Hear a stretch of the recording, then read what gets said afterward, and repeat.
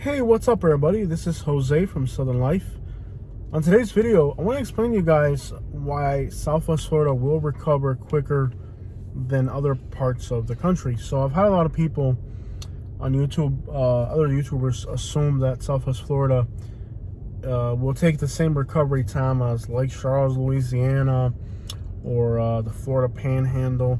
And I just want to explain to you guys the main differences between Southwest Florida and Lake Charles, Louisiana, Mexico Beach, Panama City, and these places along the Florida Panhandle. So what a lot of people are saying on our channel is that, even not just saying on our channel, but also other YouTube creators are publishing videos with how long it will take for Southwest Florida to recover.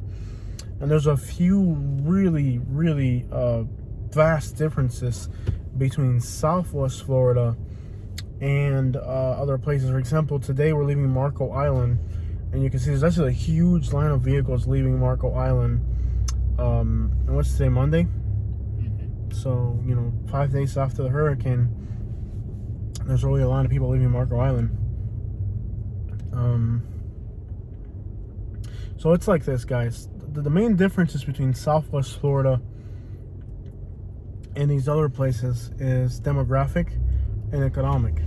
For example, Marco Island is 20% Hispanic, and the adjacent areas here, let's say, are some parts 40% Hispanic. We have other adjacent counties, like I think Dade County 60% Hispanic, Henry County is like 40% Hispanic, and Lee and Collier are like between 25 and 30% Hispanic. So there's a huge workforce down here. We have over 100,000 Guatemalans in Southwest Florida. So when it comes to recovering from a hurricane, there's a huge labor force down here. A labor force that Lake Charles, Louisiana doesn't have. A labor force that Mexico Beach doesn't have. Properties in Mexico Beach are going for like, on the water pretty much, or right adjacent to the water, 700,000 to 1.2 million.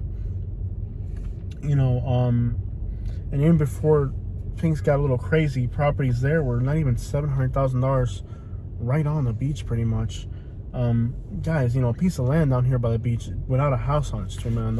It's just, there's a different type of money down here.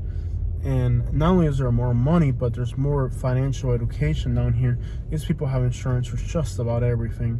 In fact, I had a pickup truck, and just to give you an illustration of how financially literate these people are down here, I had a pickup truck in a dealership in Naples. And before the hurricane, it was a consignment deal where I owned the vehicle, but they're selling it for me. Before the hurricane, these guys actually called me and said, "Hey, pick up your vehicle. We don't want this liability here." And I'm thinking, this is kind of ridiculous to make me go pick up a vehicle that's 8 miles inland, well, turns out that there was actually a storm surge. And the storm surge was, I don't know if it went inside their property, but it was across their property is their Naples Airport. And I saw pictures of Naples Airport. It was basically a giant lake. So they knew to perceive that this was a liability, and they got rid of it before the hurricane, which to me was kind of like, wow, this is kind of a little bit much. But that's just how smart and how, these people down here, there's, for example, the city of Naples, there's 50, 40, $80 million properties here. You don't get into that kind of money without being very financially literate. These people are aware of liabilities. They're aware of anything that can go wrong. It's just a different level of financial literacy that these people have. They know how to do this.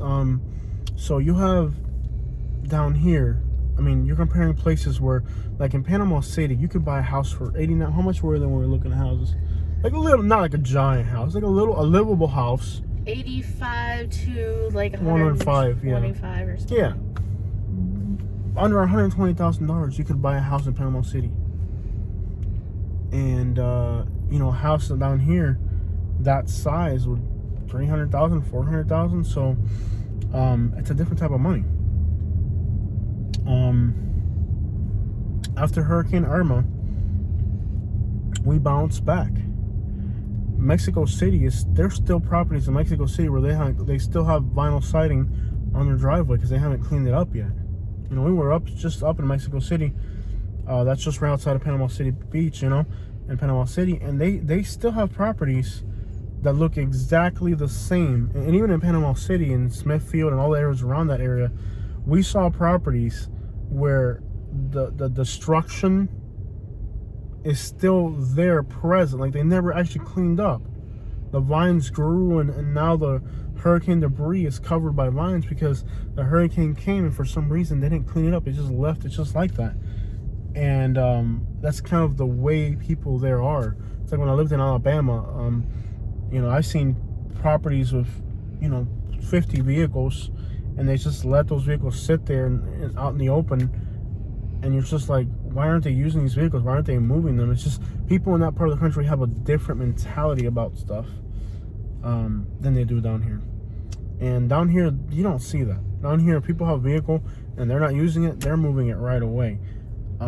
So you can't really compare a place like the Florida Panhandle, which is pretty much part of the Deep South, where people will drag their feet for everything.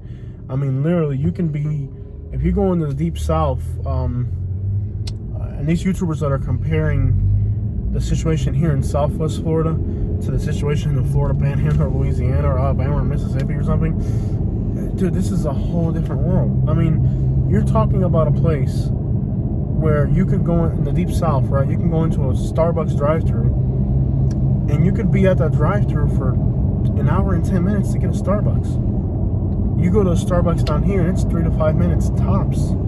So, no, we don't move at the same speed as Lake Charles, Louisiana. No, we don't move at the same speed of Panama City. We have 100,000 Guatemalans down here, okay? And you got 100,000 people from Cuba, and you got like 40,000 Puerto Ricans, bro. Like, we move. We got a lot. We have a lot of diversity, and with that diversity of people comes diversity of businesses and people that are hungry, waiting to go make some money. Everybody down here works, okay? Everybody down here works. I remember during the 2007, 2008 recession, when people were losing their houses, I saw people that lived in $2 and $3 million houses, mowing their own lawn and, you know, doing their own landscaping and painting their own balconies because they weren't going to pay somebody else to do it or risk losing the property. You have a different type of person down here in this part of Florida when it comes to money. We're going to get this place back and running, you know. No disrespect to the Deep South and the Florida Panhandle, but we're not lazy. We got 100,000 Guatemalans down here, okay? All these, in 2 months, all of this debris that's out by the curb is going to be in a landfill. Maybe some places could push 2.5 to 3 months, but it's not going to be 6 months from now. There's going to be garbage piles by the side of the road. Not at all. You know, we're not lazy. This stuff is going to get cleaned up. And, you know, in 3 to 4 months tops, if things are complicated. Now, you got places like the Barrier Islands. We're not talking about that. I think with the permit process, I don't know what the city of Fort Myers Beach is going to do, because when I used to work down here, we would pull permits in Naples, which is complicated. Collier County, which is complicated. The county was okay, but the company that I worked for would not pull a permit on Fort Myers Beach, because Fort Myers Beach, like every structure in Fort Myers Beach, or every attachment to a structure even, it's not like, let's say if you live in Lehigh Acres, you want to get a shed, let's say.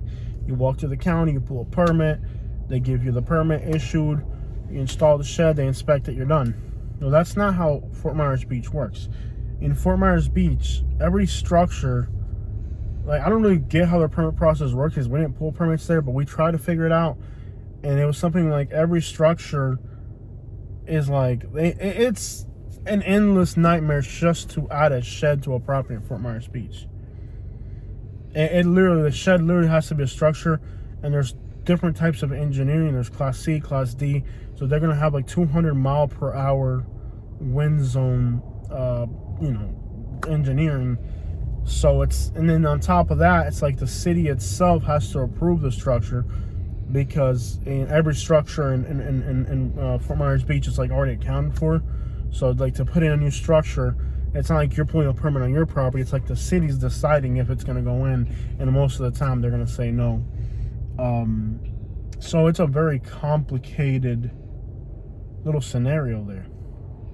It's a very complicated scenario with pulling a permit in Fort Myers Beach. So I don't know if now you're going to get the city, because Lee County, there's individual parts of Lee County. For example, like Bonita Springs has its own permit office, independent from the county. So you got Lee County, but then you got Bonita Springs is independent.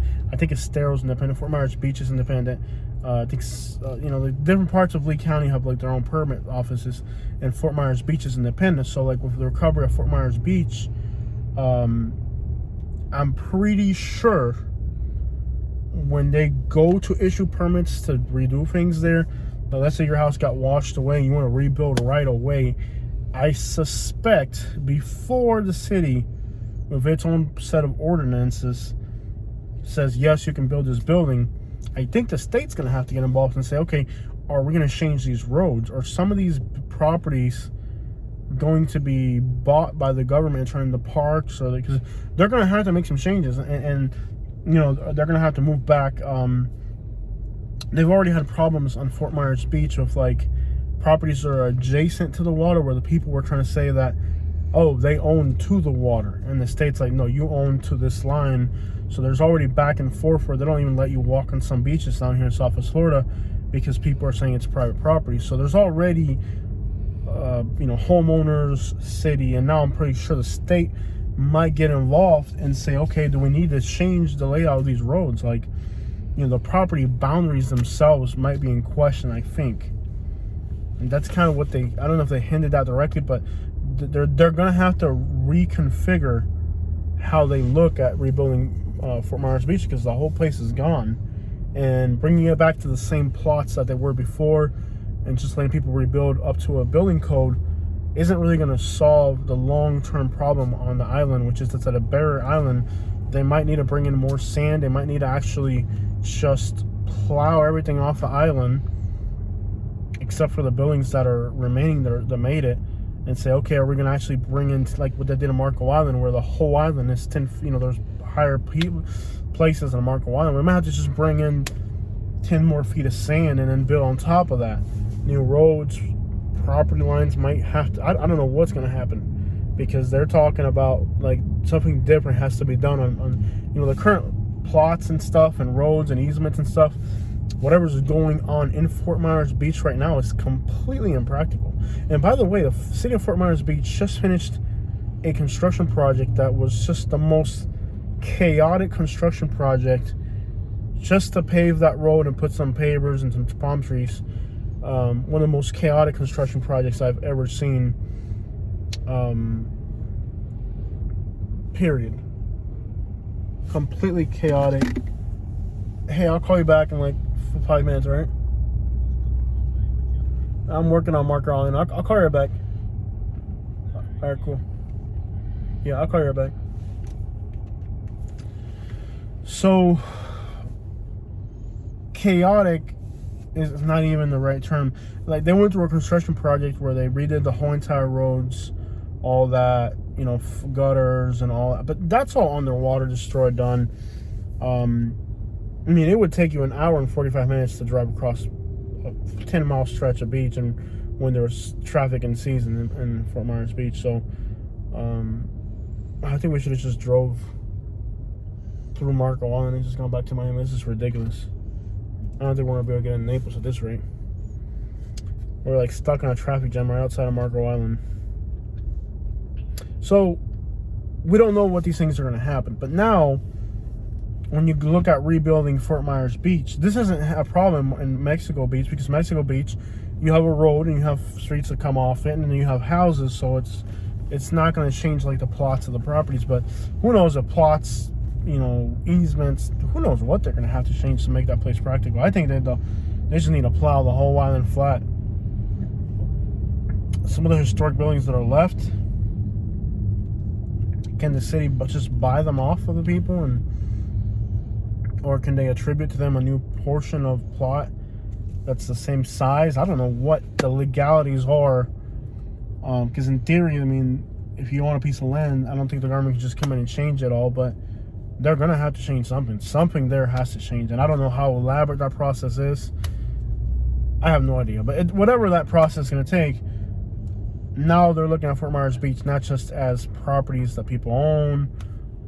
They're looking at it as a whole. Okay, what needs to be done here? Because you have a barrier island that's a few feet above sea level, and if we rebuild it, the whole thing can happen again easily. So I don't know what that's going to entitle from a county, state level, and who knows even beyond that. Maybe even federal resources being trickling down to the homeowners. Something's got to change in Marco Island, and who knows what's going to happen. I don't really know. There's definitely some questions to be asked there. But I think the state of Florida is innovative enough to realize that, you know, whatever's going on here now, it's time to reevaluate the layout of the whole place. In that aspect, it could take a very long time, even if they don't go that route, even if they just go the route of new construction permit process, and Fort Myers Beach is a nightmare. Could they expedite things? They definitely could. But after a natural disaster, the reason why everything's gone doesn't seem like they're going to go that route. But they have to hire more employees. Who knows? Because down here, if you're watching this video from Mississippi or Alabama, you're probably wondering what language I'm speaking in. But give you an idea, if you're changing a water heater in Naples, the county we're in right now, to change a water heater, you need an electrician, an electrical inspection, a plumber, and a plumbing inspection. You need 4 people to change a water heater in this county. And if you don't, let's say you change your water heater, one of your neighbors sees you, they'll call the county, and then you'll get fined. And it just, everything down here is yellow tape, because these properties are very expensive, and part of the contributing factor to the price of these properties, and I think a lot of people don't understand what goes into values of properties. Like in the case of, take Naples, even better example, take Bonita Springs. Like the areas that had storm surge, rents in those areas are like $300 to $250 less per month. So here's a house in Bonita Springs. This house, if you're renting it, rents for $300 less than this house, but this one's closer to the beach. So you're thinking, if you're a renter and then you're uneducated, that this one may be a better deal, more bang for your buck. Not after it floods 4 feet inside your house. Like the area north of Bonita Beach Road, where, you know, back in there, right now you have water to, you know, to the windows. Now you know why those properties rent for $200 or $300 less, you know, than properties on the other side. And those are the, like, that's just one layer of it.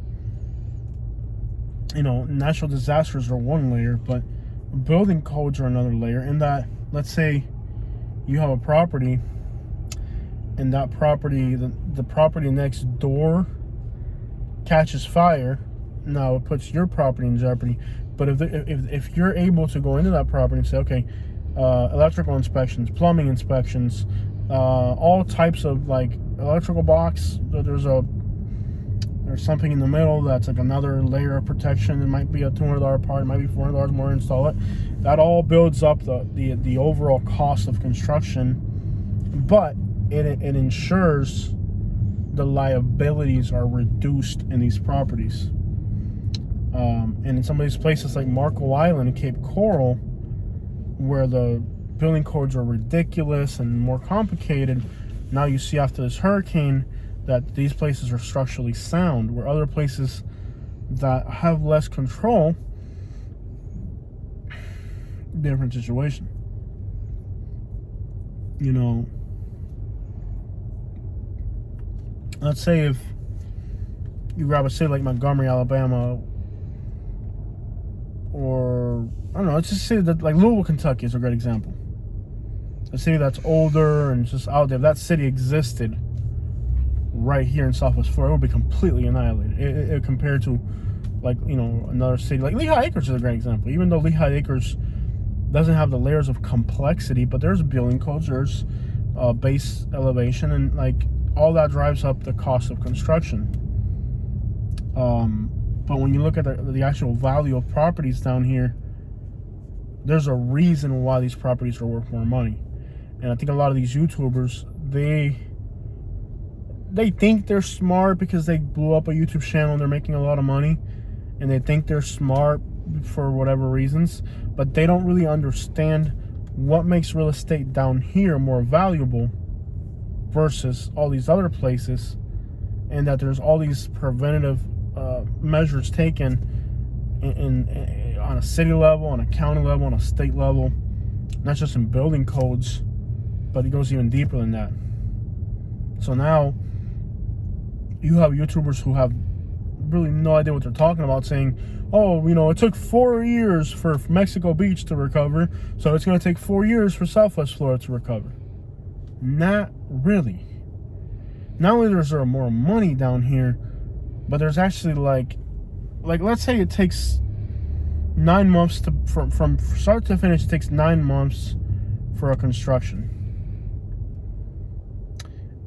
You know, start to finish construction. Now here's about 9 months. Let's say I take an extra 6 months to figure out all the other crap that's just kind of a bigger picture of it all. You're still under 2 years. But when that 6 month period passes and they say, okay, these are the building codes, this is the plan, this is what we're doing, I can guarantee you, like, not a lot of those permits are going to hit the 12th or the 11th month mark. They're all going to be ready to go. The money's ready to go. Boom, boom, boom. It'll get done. And it's going to be less than 2 years. They're not going to lose 2 seasons. Like this tourist season, this winter, which is our tourist season here. And that's another factor too, is that down there they have a summer tourist season. We have a winter tourist season. So this winter's tourist season, they understand it's over. Okay? So that gives them like 4 or 5 extra months to 6 months really, because it doesn't finish in February, to figure out, like, okay, this is a 6 month period for us to figure out all that. And then once they move into like actual execution of the project, they might say, okay, by December we want people moving into these houses, or maybe in February, but whatever, if it's a late season.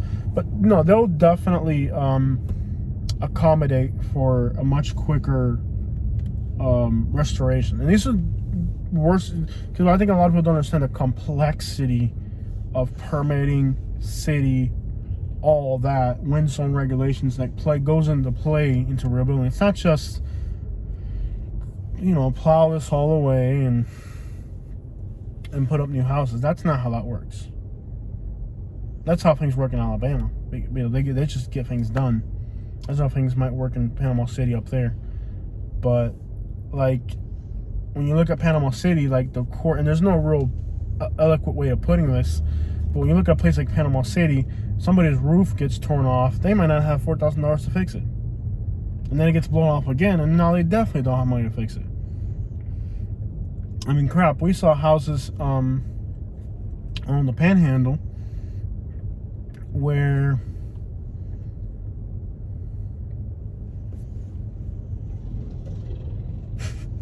we saw houses along the Panhandle where they had like tarps on top of tarps on top of tarps blown away. So it's their 3rd time putting a tarp on a house. You know what I mean? And they haven't had money to put a roof on and I don't know how many hurricanes. Doesn't happen here. But that doesn't exist in Southwest Florida. Let's say your house gets damaged by a hurricane. If within like a 5 to 6 month period, your house still has debris and still has a leaking roof, the county will sue you. They're going to say, hey, we're going to start giving you $1,000 fine a day, or $100 fine, $500 fine. And you got like a month, you got 2 weeks or 3 weeks, whatever the court decides, to get this crap in order. So like, let's say you're not going to have a house in Southwest Florida where a hurricane comes, destroys it, and 6 months later the house still looks exactly the way it did the day of the hurricane. That's not going to fly down here. There are still properties that I saw on the Florida Panhandle and along Louisiana where the house was hit by a storm and they left it in that condition. It's still in that condition. You drive by like Panama City, and like you might go into a street in Panama City, and out of 10 houses, 3 of them are still showing like damage from a hurricane. That's not going to happen. That's not going to happen in Southwest Florida. So the county will literally take your property from you if you don't make the arrangements to have the property cleaned up. So what these YouTubers are saying, that it's going to take 4 to 5 years for Southwest Florida to recover, no, it's not. Absolutely not. Free meals. This is not Panama City Beach. This is not Lake Charles, Louisiana. These people got money. Now that they have money, they're ensuring that everybody else around them also has money. And if they don't have money, they're going to make sure to get you the crap out of there. And there's a labor force here, an incredible labor force. This is a competitive place to live where people are going to do it. A tree branch isn't going to sit here for 6 months because there's nobody to pick it up. Bro, there's people here. The landscaping guy will do it. The pool guy will do it. Crap, the contractor that's coming to do a contracting job in your house, he's gonna say, hey, throw $40 in there and we'll take care of that. Like, it's going to get done. So no, it is not going to take 4 years for Southwest Florida to bounce back. And those YouTubers that are saying that, neither do they understand Southwest Florida, nor do they understand the places that haven't recovered. This isn't Lake Charles, Louisiana, man, where people don't have $3,000 to install a roof. Bro, a roof on somebody's tower roof houses. I've seen people's tower roof houses here $35,000, man. You know? So, no, this is not Louisiana. This is not the Florida Panhandle. We're going to recover. We got the labor force. We got the money. And we're not lazy. So, and no offense to the people on the Panhandle, but we just got a different hustle down here. I guarantee you, you know, give it to this season's done. Hasn't started and it's already over. And by the way, to everybody that's been watching my YouTube channel, I've been telling you, if it's not a hurricane, it's this, it's that. Not every tourist season is guaranteed in Southwest Florida. So we're going to go through a period now where economically, the people that depend on tourism, they are going to be they're in trouble. They're definitely in trouble. And I've been telling you guys that if you're starting a business in Southwest Florida, I've been warning you guys about this. What are realtors telling you? Come on down here and start a restaurant, start a small shop, and you're going to make so much money. I moved down from New York and I did, and you can do it too. And I've been telling you guys, red flag, warning, that's not how that works. Here we are. 1 year it was Irma. The next year was the red tide. The next year it was COVID lockdowns. This year it's another hurricane. And like, I don't know, 1/3 of these seasons don't really equate into a season of tourists. And in the summer they're all gone, so there's no way to make money. But again, getting your information from YouTubers who have no idea what the crap they're talking about, there it is. I just hope you guys can make some smarter decisions and really just understand what's really happening in Florida. And to these people that are saying that prices are going to drop 50%, if as a whole the stock market drops and then there's a recession, we're already, I mean, if you look at the Dow, as far as bulk of drop, it's been bigger than the 2008 to 2007 already. As far as bulk of it all. Is this gas station open? The Walmart's open. Walmart's open. It's gonna be a madhouse. Yeah, that's what I'm saying. I know there's another business further ahead. Yeah. I think we're just gonna have to go back to Miami. Yeah, we're gonna have to go back to Miami. It took 30 minutes to get out of Marco Island, and there weren't even that many people on the island. But yes, guys, we'll recover. And these people that are putting out all this missing information that don't really know what they're talking about, I just want to put the right information out there, or at least a different information out there. An educated opinion, you could call it, because somebody who lives in Texas makes a YouTube video, and now but people are not that stupid. Like this guy, he'll be able to fool the Oregon he'll be able to fool the California, but he's not gonna fool me and you. We're down here. We know what the lick rate.